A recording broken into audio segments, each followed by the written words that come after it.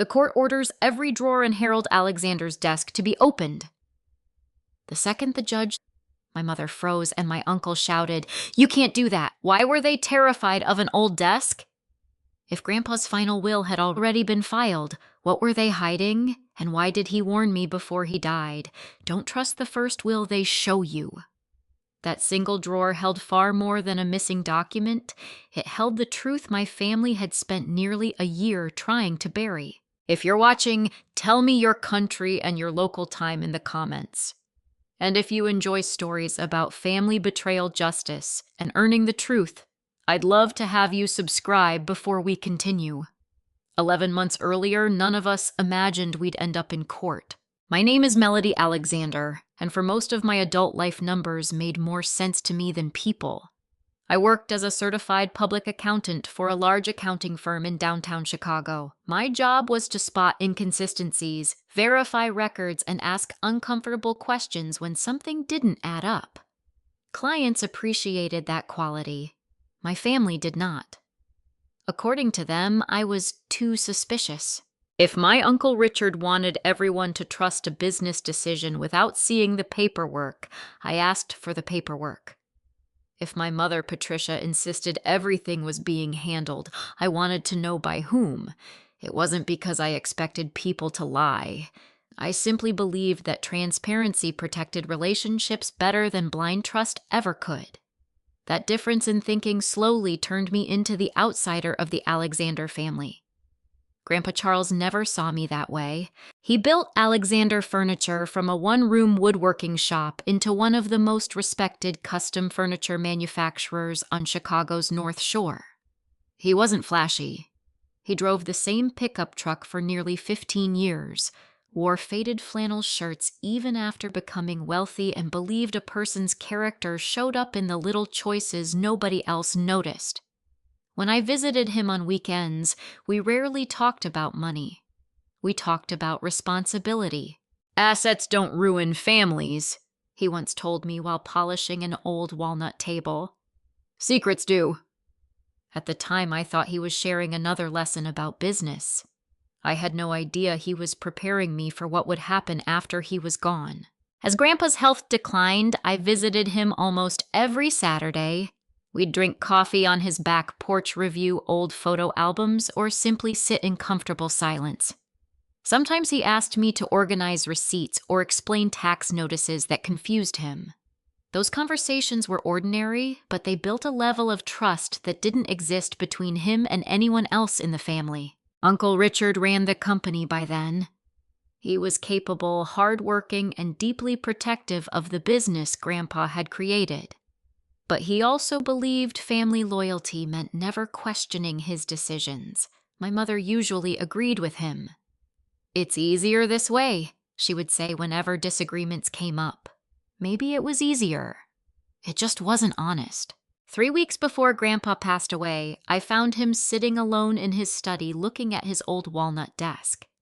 His hand rested on one of the drawers, though he wasn't opening it. "Everything okay?" I asked. He smiled. "I'm just thinking about unfinished business." I assumed he meant the company. Instead, he looked directly at me. "Melody people don't always become dishonest because they're greedy." I frowned. "Sometimes they're scared," he continued. "Scared of losing control. Scared of disappointing everyone. Fear can make decent people hide terrible things." Before I could ask what he meant, he changed the subject. Looking back, I wish I hadn't let him. Grandpa Charles passed away peacefully less than a month later. The funeral brought relatives from across the country. There were hugs, speeches, and promises that we'd stay close. Those promises lasted about 48 hours. 2 days after the funeral, Uncle Richard announced that he would oversee every part of Grandpa's estate until probate was complete. "It'll keep things organized," he said. Nobody argued, not even me. At least not yet. A week later, I drove to Grandpa's house because I wanted one thing that had no financial value at all, an old framed photograph of the two of us fishing when I was 12. When I reached his study, I stopped. The door was locked. It had never been locked before. I stood there for several seconds staring at the brand new brass deadbolt that definitely hadn't been there during Grandpa's lifetime. Something about it felt wrong. Not dramatic, not criminal, just wrong. I pulled out my phone and texted my mother. "Why is Grandpa's study locked?" Her reply came less than a minute later. "Richard said nobody should go in there until everything is settled." I looked back at the closed door. Then I remembered Grandpa's final words during our last conversation. "The last paper isn't always the one people show first." For the first time, those words no longer sounded like a life lesson. They sounded like a warning. I didn't sleep much that night. The locked study kept replaying in my mind. It wasn't just the new deadbolt. It was how quickly it had appeared. Grandpa had lived in that house for more than 30 years and never once locked that room. Now, less than a week after his funeral, no one was allowed inside. The next morning, I called Jonathan Pierce, the attorney handling probate. "I have a simple question," I said. "Has the court received Grandpa's original will?" There was a brief pause. "I've received a signed copy," Jonathan replied carefully. "A copy?" "Yes. What about the original? I've requested it from your uncle." That answer stayed with me all day. If Jonathan didn't have the original document, where was it? 2 days later, the family gathered at Grandpa's house to discuss the estate. Richard sat at the head of the dining table with a thick folder in front of him. "We'll keep this straightforward," he announced. "Dad left clear instructions." He slid several photocopied pages across the table. "The will!" Everyone began reading. I noticed something immediately. Every page was a photocopy. No original signatures, no embossed notary seal, nothing that looked like the document Grandpa would have carefully stored. I looked at Richard. "Where's the original, He barely glanced up. "It's safe." "With who?" "It doesn't matter." "It does if this goes through probate." Richard sighed loudly. "Melody, are we really doing this today?" "I'm asking a normal legal question." Patricia reached over and touched my arm. "Please don't start." Start?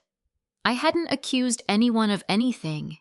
I had simply asked where the original document was. The conversation moved on, but my attention didn't. After lunch, while everyone was outside talking, I quietly walked toward the hallway leading to Grandpa's study. The new lock was still there. I wasn't trying to force the door open. I only wanted to look.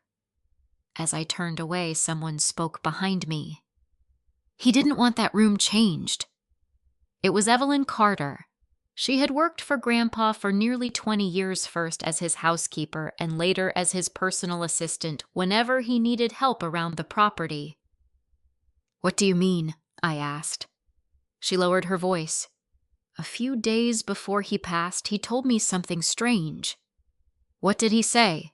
"He pointed to that desk and said, 'No matter what happens, nobody moves it.'" I felt my heartbeat quicken. "The desk!" She nodded. "He repeated it twice." "Did he say why?" "No." Before I could ask another question, Richard walked back inside. Evelyn immediately excused herself. That evening, I couldn't stop thinking about the desk, not the room, the desk. I searched through old family photos stored on my laptop, looking for pictures taken inside Grandpa's study. After nearly an hour, I found one from Thanksgiving 3 years earlier. Grandpa was sitting behind the walnut desk, smiling at the camera. I zoomed in, then I zoomed in again. Something underneath the desktop caught my eye. A small, circular piece of brushed metal. It wasn't part of the original furniture design. It looked almost like a concealed latch. I enlarged the image until it became blurry. I couldn't prove what I was seeing, but I knew one thing. That desk was different from every other desk Grandpa owned. The following morning, I emailed Jonathan the photograph. 10 minutes later, he called. "Where did you get this?" "An old family picture." I've reviewed the inventory submitted by your uncle, and the desk wasn't listed. I frowned. How can that be? It should have been. High-value furniture is normally included in the estate inventory. Neither of us spoke for several seconds. Then Jonathan said quietly, "Melody, if that desk wasn't reported, we may have a much bigger problem than a missing original will." As I lowered the phone, another message appeared on my screen. It was from Evelyn. Only 6 words. "I found something you should see." Evelyn asked me to meet her at a small coffee shop a few miles from Grandpa's house. She arrived carrying an old canvas tote bag that looked like it had been sitting in a closet for years. "I didn't want to bring this to the house," she said as she sat down. She carefully placed a yellow envelope on the table. "I found it while cleaning my storage room." Inside were maintenance receipts, appliance manuals, and a folded invoice dated just 3 days after Grandpa's funeral. The invoice immediately caught my attention. Customer Richard Alexander, service emergency lock replacement, location Charles Alexander residence. I looked up. "The study?" Evelyn nodded. "The locksmith spent almost 2 hours there." "Did you see what he did?" "No, Richard asked everyone to stay outside." That wasn't proof of wrongdoing. Replacing a lock after someone passed away wasn't unusual. But replacing it before the estate attorney had documented the room, that was different. I photographed the invoice and emailed it to Jonathan. Less than an hour later, he called. "This changes the timeline." "How?" "If the lock was replaced before the estate inventory was completed, we need to know exactly what was inside that room before access changed." For the first time, I felt like the pieces were beginning to connect. Not because we had solved anything, because the questions were becoming more specific. A week later, Jonathan arranged for me to review the probate filings. Boxes of documents filled a conference room at the courthouse. Most people would have found them painfully boring. I found them comforting. Paper rarely had emotions. It simply recorded facts. I spent hours comparing inventory's signatures and filing dates. Late in the afternoon, one detail stopped me. The estate inventory listed Grandpa's antique grandfather clock, his collection of hunting rifles, his artwork, even the antique typewriter in the guest bedroom. But nowhere, not once, did it mention the walnut desk that had sat in his study for nearly 25 years. That wasn't a minor omission. It was one of the most valuable pieces in the house. Jonathan leaned over my shoulder. "You found it." "I think I found what isn't here." He smiled. "Sometimes missing information tells a bigger story than what's on the page." The following weekend, I drove past Grandpa's house. I had no intention of going inside. As I slowed near the driveway, I noticed a delivery van parked in front. 2 movers carried furniture toward the garage.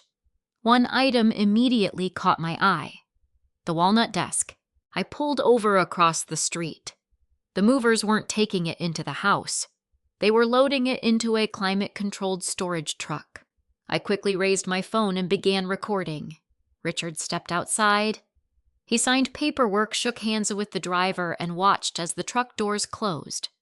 Then he looked around. For a second, I thought he'd seen me. Instead, he got into his SUV and drove away. I stayed where I was until the moving truck left. Then I wrote down the company name printed on its side. That evening, Jonathan and I searched public business records. The storage company required an owner declaration. Richard had signed it. Reason for storage: estate furniture awaiting distribution. Jonathan frowned. That explanation sounds reasonable. It does, I agreed. But why wasn't the desk listed in the estate inventory if it's estate furniture? Neither of us had an answer. The next morning, Jonathan called again. I spoke with the moving company, and they confirmed something interesting. What? The desk was already locked when they picked it up. I stared out my apartment window. Did anyone have the key? The driver said your uncle specifically instructed them not to force it open. Another silence settled between us. The desk had been locked. The study had been locked. The original will was still missing. 3 separate facts, maybe unrelated, maybe not. That afternoon, I enlarged the old Thanksgiving photograph again, studying every inch of the desk. This time, I noticed something I had overlooked before. Grandpa's right hand wasn't resting on the desktop. It was underneath it, exactly where the small metal circle appeared, almost as if he were pressing something hidden beneath the wood. I sent the enlarged image to Jonathan. He called within minutes. If that's a concealed release mechanism, he said, the desk may contain a hidden compartment. Before I could respond, another email notification appeared. The subject line read, "Motion to oppose inspection of personal property." Richard had officially asked the court to block anyone from examining the desk. Richard's motion didn't accuse me of chasing money. It accused me of something that hurt far more. He claimed I was harassing the family during a time of grief. According to the filing, I was creating unnecessary legal expenses over an ordinary piece of furniture with no relevance to the estate. I read that sentence 3 times. If the desk truly had no relevance, why spend thousands of dollars asking a judge to keep anyone from examining it? Jonathan noticed the same contradiction.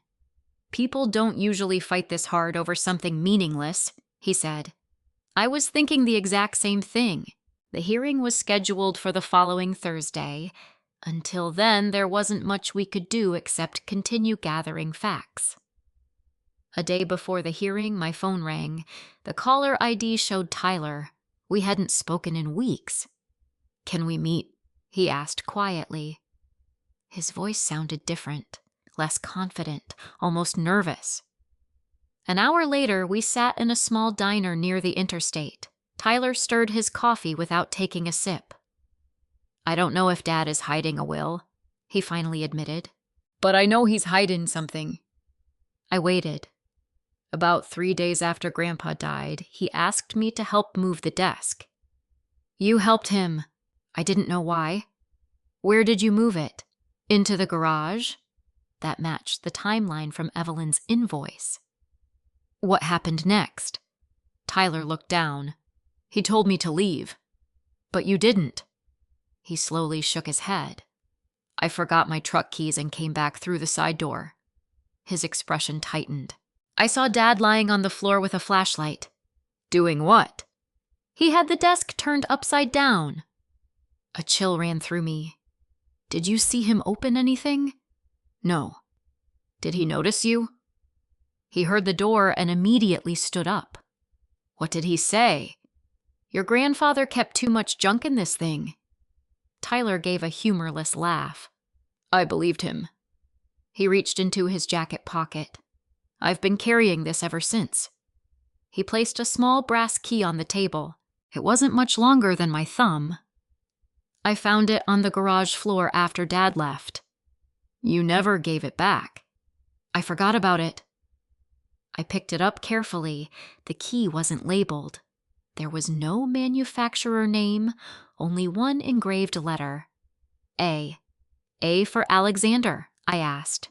Tyler shrugged. "I honestly don't know." I photographed the key from every angle before placing it back in his hand. "Keep it," I said. "If this becomes evidence, we need to document exactly where it came from." Jonathan was impressed by Tyler's honesty, but he remained cautious.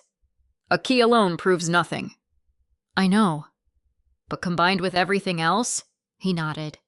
"It begins forming a pattern." The next morning we attended the hearing. Richard's attorney argued that my request to inspect the desk was invasive, unnecessary, and emotionally harmful to the family. Jonathan stood and calmly walked the judge through our timeline. He presented the lock replacement invoice, the missing estate inventory, the storage records, the moving company's statement confirming the desk had remained locked. Then he displayed the enlarged Thanksgiving photograph, showing Grandpa's hand beneath the desktop. Finally, he explained that the original will had never been produced. The courtroom became noticeably quieter. Judge Rebecca Whitmore leaned forward. "Mr. Pierce," she asked, "are you alleging the existence of a concealed compartment?" "I'm alleging that we have reasonable grounds to inspect property that may contain estate documents," Richard's attorney immediately objected. "Pure speculation." Jonathan didn't argue. He simply replied, "That's precisely why we're requesting an inspection instead of making accusations." The judge made several notes before looking toward Richard. "Mr. Alexander." Richard stood. "Can you explain why this desk was omitted from the estate inventory?" For the first time since these proceedings began, Richard hesitated. "It was an oversight." The judge looked down at the inventory. "This document lists over 200 individual items." Another pause. "So you're asking the court to believe the most prominent piece of furniture in Mr. Alexander's study was accidentally omitted?" Richard didn't answer immediately. "I can't explain that." Neither could anyone else in the room. Judge Whitmore closed the file. "I'll review today's testimony and issue my ruling shortly." The hearing ended without a decision. As Jonathan and I walked toward the courthouse elevator, his phone vibrated. He read the message once, then again. "What is it?" I asked. He turned the screen toward me. The moving company had responded to our subpoena. Included was a photograph taken during pickup to document the condition of the furniture before transport. The walnut desk was upside down, and for the first time the underside was clearly visible. Right beside the small circular metal latch was a narrow keyhole. The courtroom was unusually quiet the following Monday. Judge Rebecca Whitmore had reviewed every filing over the weekend. She didn't waste time with small talk. "Mr. Pierce," she said to Jonathan, "before I rule on the request for inspection, has either party expressed any interest in resolving this matter without further litigation?" Jonathan looked at me. "I already knew what that meant." "Settlement?" Richard's attorney stood first. "My client believes this dispute has become unnecessarily divisive. In the interest of preserving family relationships, he is prepared to offer Ms. Alexander a financial settlement." A folder was slid across the table. I opened it. Inside was a formal agreement. If I dismissed my petition, I would receive $300,000 from the estate once probate closed. In return, I would agree never to challenge the will again, never request another inspection, never seek additional records related to Grandpa's estate. I finished reading and quietly closed the folder. Jonathan leaned toward me. You don't have to answer immediately." "I already know my answer." The judge gave me permission to speak. I stood. "Your Honor, this case has never been about receiving more money." Richard let out an impatient sigh. I continued. "If my grandfather truly intended for me to receive nothing, I could accept that. What I can't accept is being asked to trust a process that no one has been willing to make transparent." Richard finally spoke. "You've turned Dad's death into an investigation."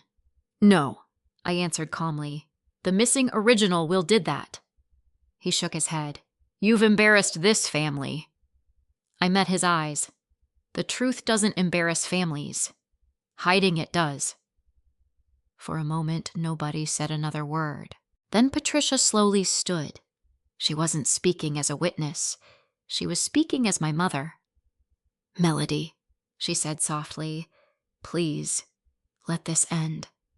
Her voice trembled. "We've all lost enough already." I understood why she felt that way. She wanted peace. But peace built on unanswered questions never lasted. "I love you," I told her. "But asking me to stop looking isn't the same as asking me to heal." She lowered her eyes. Jonathan then addressed the court. Your Honor, we have demonstrated that the original will has never been produced. The principal item of furniture from the decedent's study was omitted from the estate inventory. The study lock was replaced before documentation, and a concealed keyhole exists on the underside of that desk. He paused. We are not asking the court to decide who is right today. We are simply asking for permission to examine the property under judicial supervision. Richard's attorney argued that searching the desk would violate the family's privacy. Judge Whitmore looked at him for several seconds before asking a simple question. If the inspection finds nothing, what prejudice has your client suffered? He hesitated. None, Your Honor. And if it does find something? No answer came. The judge closed the file. I have heard enough. Every heartbeat suddenly felt louder. She adjusted her glasses and began reading from her written order. The court finds that sufficient inconsistencies exist regarding the administration of the estate to justify a limited judicial inspection. Richard's shoulders stiffened. Judge Whitmore continued. The inspection shall include the decedent's study, the walnut desk, all drawers, all locked compartments, all attached furniture, and any concealed storage areas reasonably capable of containing estate documents. Richard immediately stood. Your Honor. She raised one hand. I am not finished. The courtroom fell silent again. Because testimony has established the possibility that estate property was relocated before documentation, the inspection will not be limited to visible compartments. Jonathan glanced toward me but said nothing. The judge finished reading the final paragraph. Any locked drawer, hidden compartment, storage cavity, or container located within the inspected property shall be opened under the supervision of the court's appointed officers. She signed the order. The clerk stamped it. The sound echoed through the courtroom. For nearly a year I'd been told I was imagining things. Now a judge had concluded there were enough unanswered questions to justify opening everything. As we stepped into the courthouse hallway, Jonathan quietly smiled. This is the hardest order to obtain in probate litigation. I know, but it's only the beginning. He nodded. The inspection is scheduled for Thursday morning. 3 days. That was all that remained between years of speculation and whatever Grandpa had hidden inside that desk. Thursday morning arrived with a steady summer rain. When I pulled into Grandpa Charles's driveway, 3 vehicles were already parked outside the house. Jonathan's sedan, a van from the sheriff's civil division, and Richard's black SUV. The front door stood open. No one was speaking. Inside, the atmosphere felt nothing like the home I remembered. Every conversation was reduced to whispers. Every movement was watched. 2 deputy sheriffs reviewed the court order one final time before beginning. One of them looked at Richard. Mr. Alexander, you'll remain present during the inspection unless instructed otherwise. Richard nodded stiffly. I understand. Patricia sat quietly in the living room, twisting a handkerchief between her fingers. Tyler stood beside the fireplace with his arms crossed. He gave me a small nod, but said nothing. Judge Whitmore wasn't present, but she had appointed a special master to oversee the inspection and ensure every step followed the court's order exactly. The special master addressed everyone.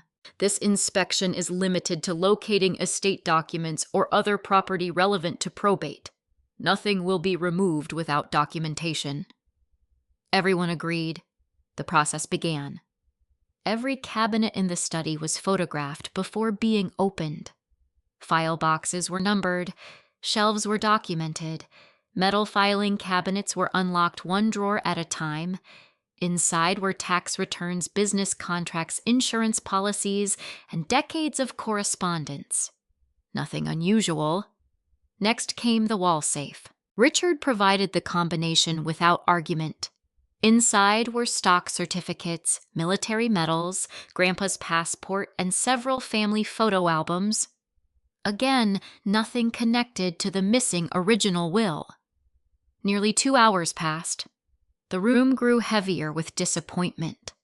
I could almost feel Richard relaxing. "I told you," he muttered. "There's nothing here." Nobody answered. The special master turned toward the walnut desk. "Let's document the desk." Two deputies carefully moved it into the center of the room. Every visible drawer was unlocked. Office supplies, old fountain pens, receipts, blank stationery, nothing unexpected. Richard folded his arms. "Are we finished?" Jonathan calmly replied, "The order includes concealed compartments." The desk was gently tipped onto its side. For the first time, everyone in the room could clearly see the underside. There it was, the small circular metal piece from the old Thanksgiving photograph. It wasn't decorative. It was mechanical. The special master crouched beside it. "There's also a keyhole." Exactly where Tyler's photograph had suggested. Richard looked away. One deputy turned toward him. "Mr. Alexander, do you possess a key?" "No." Tyler slowly reached into his pocket. "I do." Every head turned. Richard's face changed instantly. "Tyler." His son's voice remained calm. "I found it in the garage the day we moved the desk." Richard took one step forward. "You should have given it to me." Tyler shook his head. "I didn't know what it belonged to." He handed the brass key to the special master. The room became completely silent. The key slid into the narrow opening. It fit perfectly. No one moved. The special master gently turned it. Click. A faint metallic sound echoed inside the desk. He pressed the small circular latch. For a moment, nothing happened. Then a narrow wooden panel beneath the desktop slowly shifted outward by less than an inch. Jonathan quietly exhaled. A hidden compartment. The panel was carefully pulled open. Inside wasn't a stack of cash, or jewelry, or property deeds. There were only two items, a blue envelope and a sealed handwritten letter. Both carried Grandpa Charles's unmistakable handwriting. Across the envelope were 6 carefully written words. Original last will and testament. No one spoke. The special master photographed everything before touching either document. Each item was placed into separate evidence sleeves. Richard stared at the floor. Patricia covered her mouth with both hands. I couldn't stop looking at Grandpa's handwriting. For 11 months, my family had insisted this document didn't exist. Now it was sitting less than 6 feet away from all of us. The special master held up the second item. "This letter appears to be addressed to whoever discovers the will." Jonathan nodded.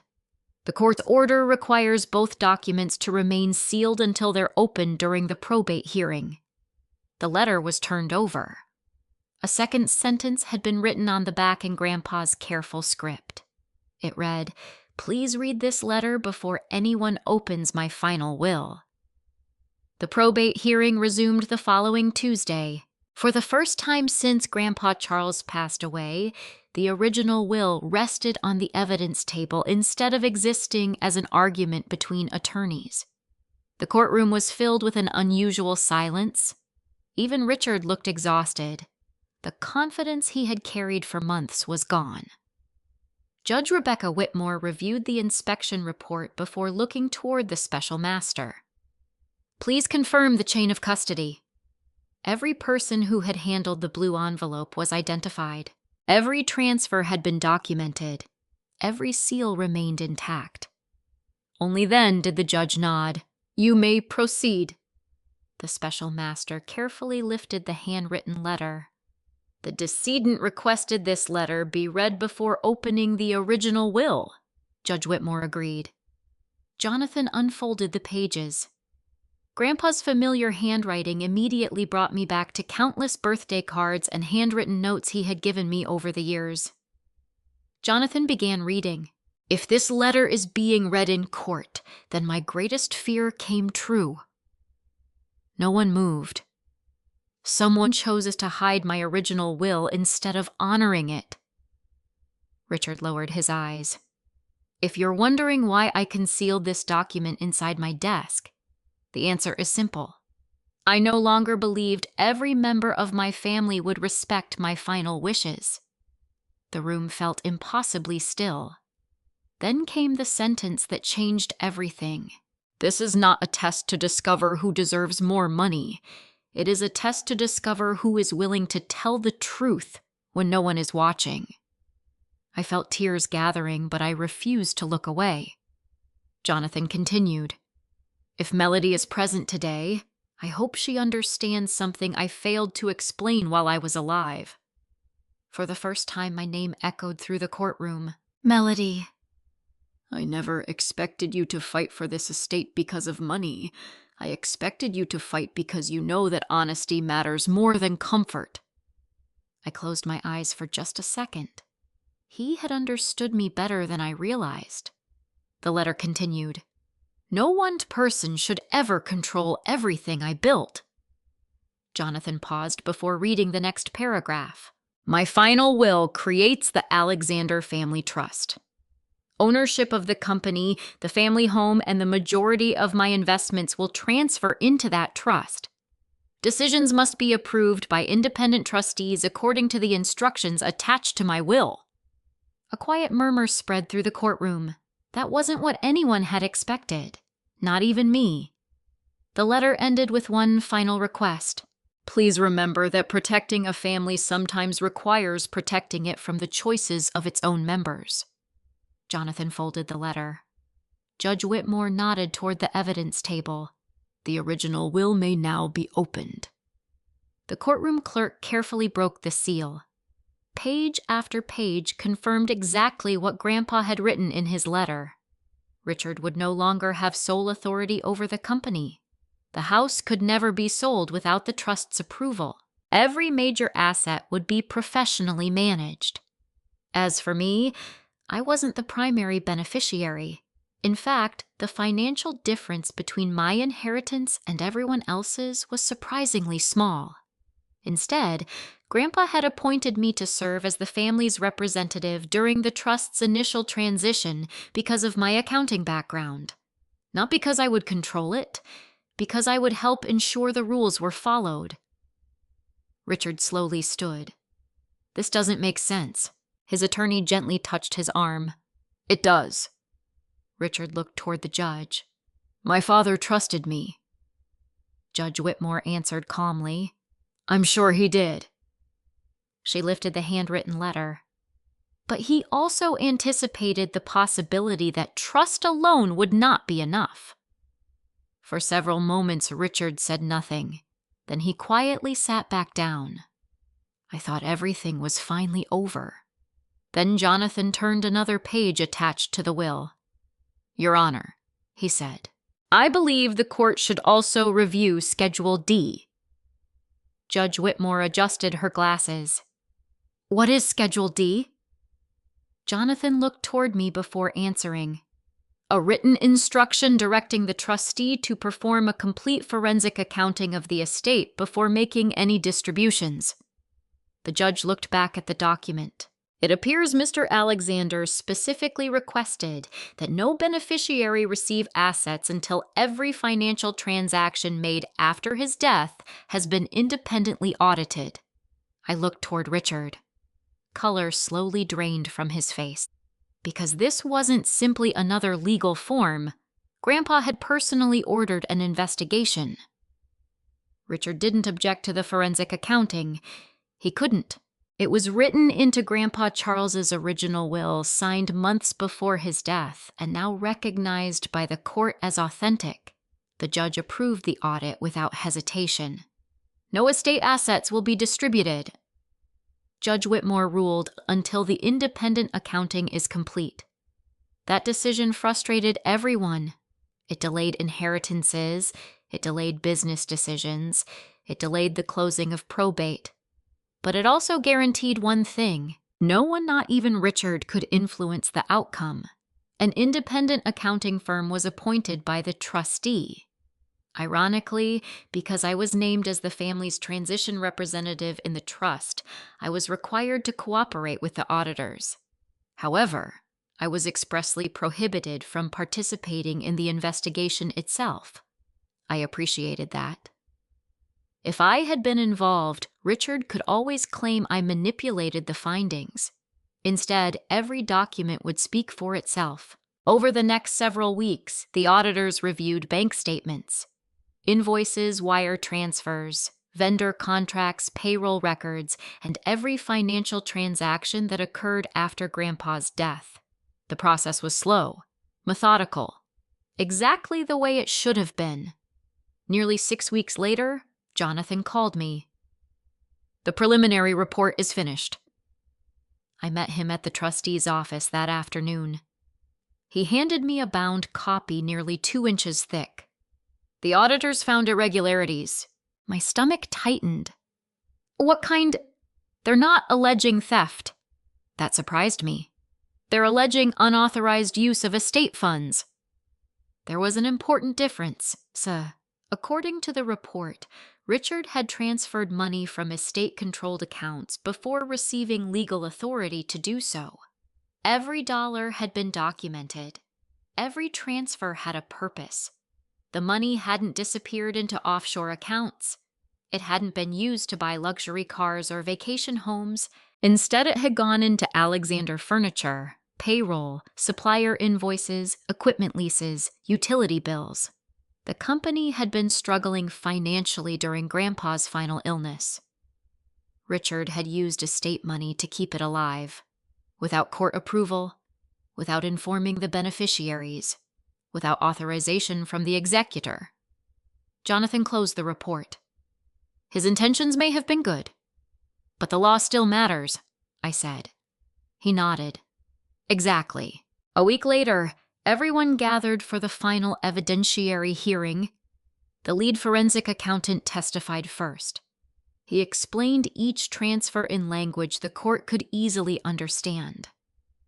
"This is not a criminal fraud analysis," he clarified. "Our findings indicate that estate assets were used before probate authority had been granted." Richard listened without interrupting. For the first time since this ordeal began, he wasn't trying to defend every decision. When the judge invited him to testify, he stood slowly. "I never planned to steal from my father's estate." His voice sounded tired. "The company was failing." He glanced toward Tyler. "If payroll stopped, 60 employees would have lost their jobs." He looked at me. "I thought I could replace the money before anyone noticed." The courtroom remained silent. "I kept telling myself it was temporary." He swallowed hard. "And once I made the first transfer, admitting what I'd done became harder every day. It wasn't the confession of a villain. It was the confession of a man who believed one bad decision could be hidden by making another." Judge Whitmore listened carefully. "Mr. Alexander, did you intentionally withhold the original will?" Richard closed his eyes for several seconds. "Yes." No excuses, no explanation, just one honest word. "I believed," he continued quietly, "that if the original will stayed hidden, I could stabilize the company first."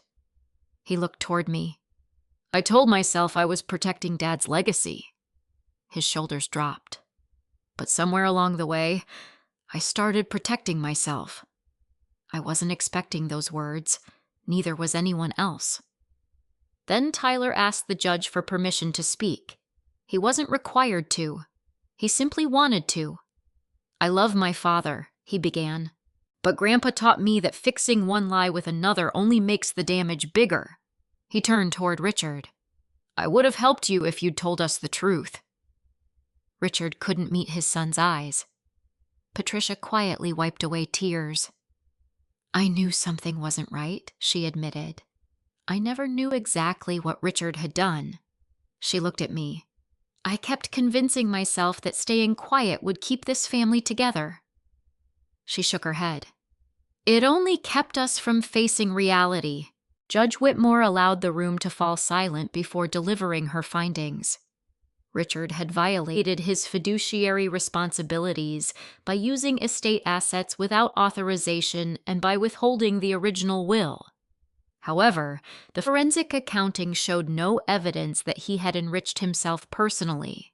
The court ordered him to reimburse the estate for all unauthorized transactions through a structured repayment plan coordinated with the trust. Additional oversight would remain in place until every obligation was satisfied. No one celebrated. There was nothing to celebrate. Justice rarely feels like victory inside a courtroom. It feels like accountability. As everyone slowly gathered their belongings, Jonathan placed one final document in front of me. It arrived from the trustee this morning. I looked down. The title read Charles Alexander Personal Journal Final Entry. I didn't open Grandpa Charles's journal until I got home. For months, every important moment had happened in a courtroom, a lawyer's office, or across stacks of legal documents. I wanted this one to be different. I sat at my kitchen table with a cup of coffee the same way Grandpa and I had done so many Saturday mornings. The final entry was only 4 handwritten pages. It wasn't filled with financial instructions. It wasn't a confession. It was simply a grandfather trying to explain the choice he hoped his family would someday understand. If you're reading this, then the truth reached daylight, even if it took longer than I wished. I smiled through tears. I've spent my life building furniture, but I eventually realized I wasn't building tables or cabinets. I was building opportunities for the people I loved. My greatest mistake wasn't trusting my family. It was believing that trust never needed accountability. I stopped reading for a moment. That sentence explained everything. Grandpa hadn't hidden his final will because he expected everyone to become dishonest. He hid it because he understood how fear could slowly convince good people to make bad decisions. I continued. Richard has carried responsibilities that few people ever saw. I know the pressure he feels. But pressure never excuses secrecy. If my company survives by sacrificing honesty, then it no longer represents the values it was built upon. For the first time since the case began, I felt genuine sadness for my uncle. Not because the court had held him accountable, because I realized how long he had been carrying the weight of trying to save everything by himself. The final page was addressed directly to me. Melody, don't confuse boundaries with bitterness. You may forgive people one day. You may never trust them the same way again. Both choices can exist together. If this family heals, let it heal because the truth was spoken, not because it was buried. I quietly closed the journal. That was the closure I had been searching for, not another legal victory, not a larger inheritance. Just the certainty that I had honored Grandpa's final wishes. 6 months later, life looked very different. The Alexander Family Trust had officially taken control of the company's ownership exactly as Grandpa intended. An independent board worked alongside professional trustees to oversee major financial decisions. No single family member could make significant changes alone. The business stabilized. It wasn't an overnight miracle, but it no longer depended on desperate shortcuts or hidden decisions. Richard kept his position in day-to-day operations under the trust's supervision. He also followed the court-approved repayment plan without missing a single payment. One afternoon, he asked if we could meet. We sat on a park bench overlooking Lake Michigan. For a long time, neither of us spoke. Finally, he broke the silence. I kept telling myself I was protecting Dad's legacy. I know. I was really protecting my own pride. I nodded. I think you finally figured out the difference. He looked at the lake. I don't expect you to trust me again. I don't. He accepted my answer without arguing. But I hope someday you'll believe I'm trying to become someone worthy of trust. I hope so too. It wasn't forgiveness. It wasn't reconciliation. It was honesty. And honesty was something we had both learned to value more than appearances. My relationship with Mom slowly improved. Patricia stopped asking me to move on. Instead, she began asking questions she had avoided for years. Sometimes healing starts when people become willing to hear answers they once feared. Tyler and I remained close. Ironically, the lawsuit that nearly destroyed our family gave us the first relationship built without secrets. As for me, I returned to my work as a CPA in Chicago. My life looked almost exactly as it had before Grandpa died. Except one thing had changed forever. I no longer believed keeping peace was more important than protecting the truth. People sometimes ask whether fighting my family was worth it. I tell them I never fought my family. I fought for my grandfather's final voice to be heard. The inheritance eventually became part of everyday life. The court case became another closed file. But Grandpa's final lesson stayed with me. Real trust doesn't ask us to ignore questions. It survives because we're willing to answer them. When the people closest to us ask for silence instead of honesty, it's easy to believe that keeping the peace is the kindest choice. But real peace cannot be built on hidden documents, half-truths, or fear of difficult conversations. Families are strongest when trust is earned through openness, accountability, and respect, not through guilt or control. If you've ever been made to feel selfish for asking reasonable questions, remember that protecting your boundaries is not the same as seeking revenge. You can forgive someone without giving them unlimited access to your life again. Forgiveness is about freeing your heart, while boundaries protect your future. If Melody's journey reminded you of your own experiences, I'd love to hear your thoughts. Share your perspective or your story in the comments. Your words may encourage someone else who is struggling with a similar situation. And if you enjoy thoughtful stories about family justice, healing, and resilience, consider subscribing for more. This is a fictional story created for entertainment, education, and reflection.